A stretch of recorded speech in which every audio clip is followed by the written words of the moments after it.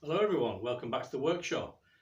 Quite a short video this time around, bit of a Bantam update or Bantam catch up if you prefer, and we're going to have a bit of a chat about the project, a few aspects that need doing to move it on, and what I'm going to do to get them done.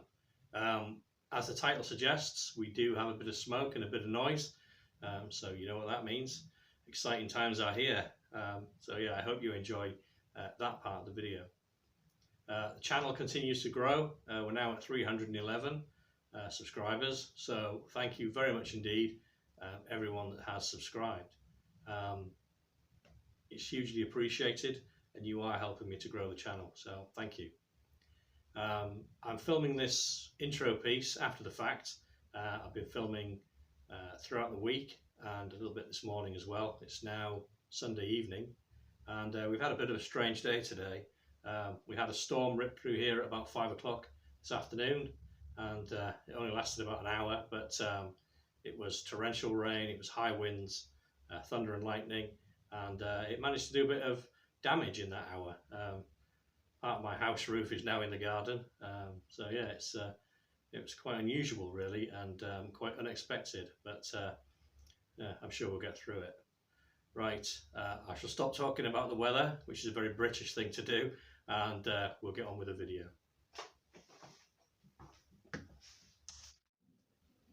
Right, well, I'm hoping that you can see everything that I want you to see there. You are currently perched on the hydraulic press in the corner of the garage, and hopefully you're seeing quite a reasonable offside view of the Bantam. Let me just squeeze in between the wall and the camera. Yes. Okay, so I have been messing around with the carburetor. I've been messing around with ignition timing, and hopefully we have a zenith now. We have a satisfactory interaction between the two. I've been getting a few backfires and bits and pieces. Just really, I thought it was the ignition timing, but it wasn't. I've got that absolutely spot on.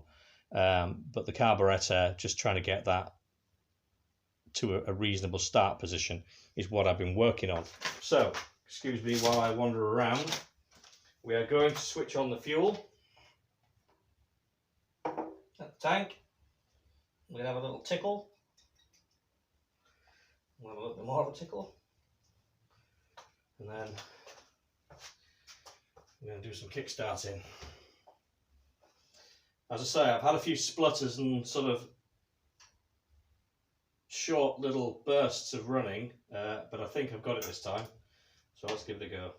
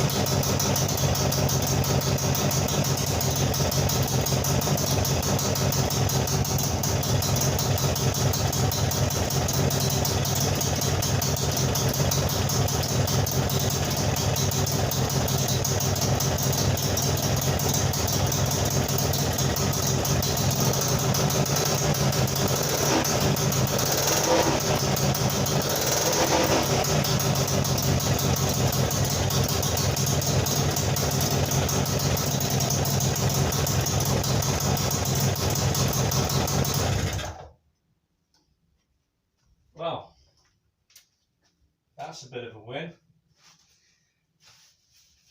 Exhaust's leaking like a good one. Let me move you and we'll find out why. The exhaust is just temporarily fitted at the moment. I'm having all kinds of issues with it, and we'll find out why in a moment. But I think we can consider that a bit of a win. Okay, so we're acutely aware now of my lack of a motorcycle ramp or motorcycle lift, because we are scrabbling around at floor level. And we're looking at the downpipe to silencer exhaust joint, and you can see here there's a little adapter piece that I've made, a reducing collar. I'll turn that up on the lathe, because this silencer is the later big bore type, fitted to, I think, D10 onwards. This is a D7, and this is an early D7 engine, and they have a smaller bore downpipe, so they don't play well together. So I had to make that reducing collar. Now the problem that we've got is the silencer doesn't fit the bike. At the moment I've just got it temporarily wired in, not fitted on a bracket. Let me just wing around there. You can see here my ingenious use of some locking wire just to lock the exhaust bracket to the footrest, because here is where the exhaust bracket wants to be when the downpipe is fitted. Here is where it's supposed to bolt to the frame on the rear footrest hanger. So clearly there's quite a discrepancy there. So I would have to make up a new bracket to fit here. But the other issue is, I think you might recall in one of my earlier videos I was talking about the angle of the footrests, and I was sort of querying whether it had been dropped or it had been in an accident, because the footrests are sticking up at an angle and this should be level. But what I think someone has done is bend the footrests to clear this silencer, and I think that's what's happened here, because there's hardly any clearance here at all.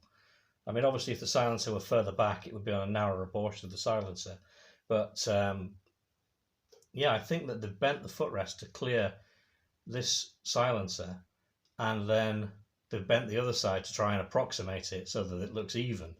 That's my best guess, which, doesn't seem like, ideal logic really. But, people have their ideas, and when the bike is theirs, they can do as they please, and they clearly have. So we've got some issues with this exhaust system. Now, whether or not I try and find another D7 silencer, small bore silencer, or whether I, come up with some genius method of making this one fit, I don't know. I think if the bracket, if I made a bracket to come from here to here, yes, it would work, but the exhaust silencer is not in the right place. We'd end up with too wide a portion here, so we wouldn't be able to sort the footrests out. So I think the silencer has to come back further, and that maybe means making a extension piece to go between the downpipe and the silencer. I don't know if that's wise or not really. It might be just, it might just be a good idea to try and find another silencer. So yeah, I'm going to have a bit of head scratching and a bit of thought on that, and I'll let you know what I come up with or what I decide. Well, earlier in the video I was talking about the carburettor and the trials and tribulations we've had with the thing. It does seem to be a bit of an attention seeker. Once we've cured the various fuel leaks that I showed you in a previous video, I got it all back together, fitted to the bike, and yeah, petrol was flowing like a river once again. This time it turned out to be the float chamber needle valve, and if we cast our minds back to the carburettor video, I was a little bit concerned that it was sticking. Well, I should have been more concerned, and I should have done something about it, because yeah, it needed replacing. That was another part I had to order. So we've got a new needle and needle seat fitted, and for an AML it's now reasonably fuel tight, and as you've seen, it does start the bike. I've got some friends in the trials riding community, and they've basically said, just ditch the damn thing and stick a Makuni on there and stop messing around. So maybe that will be, a way forward if once we get into situation where we can ride the bike. If we get problems with it, it may well be that we need to put something else on there. But for now, I think we'll stick with it. I think that's just about it for this week. I've got some problems to go away and look at. Certainly the exhaust system is probably the next hurdle for me to take away and look at. So I shall do some head scratching. Hopefully on the next video we'll be moving forward again, and we'll be getting towards our goal of a running and riding Bantam. Just before I go, on one of my previous videos, when I was doing the thread cutting for the carburetor, one of my viewers, Dave Stevens, saw my universal quadrant, and as he's got the same lathe as me, the Maximat V10, but he doesn't have the quadrant, he was quite interested. So he asked me if I'd send him some dimensioned images, which I did, and a couple of days later he's actually manufactured a quadrant and all the hardware to go with it.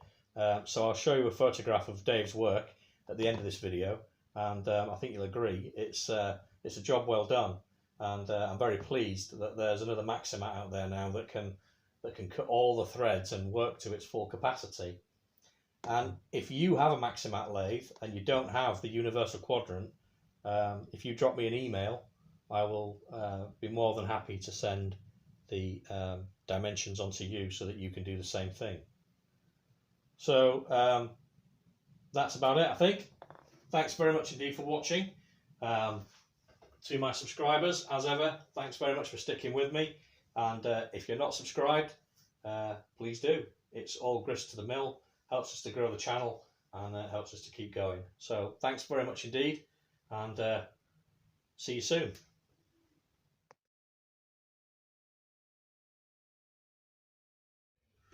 I can't resist one last go.